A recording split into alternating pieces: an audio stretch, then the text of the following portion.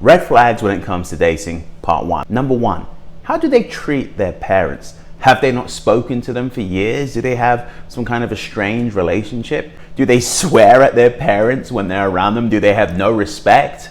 Yeah, piss off, mom. Had enough of ya. Do they generally treat them like trash and have utter disregard for them? Huge red flag.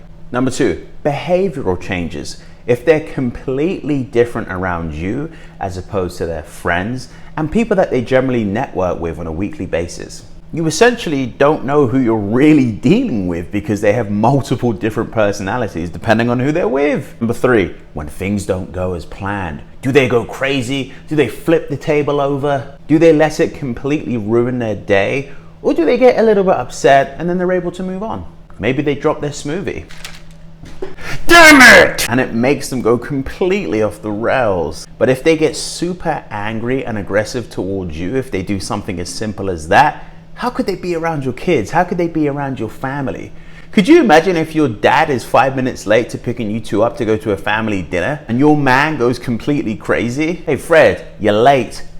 He won't be invited to family dinner again. 4, if someone's always late, it's a disrespect to you as a person who's taken a time out of your day to plan the date.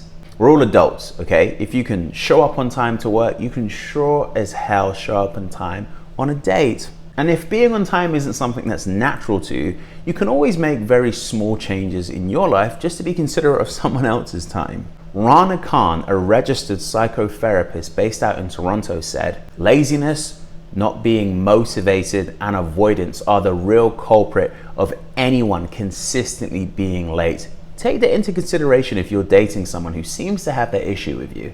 Number 5, how they treat animals. Now you might be thinking, Trey, it's not that deep, an animal is an animal.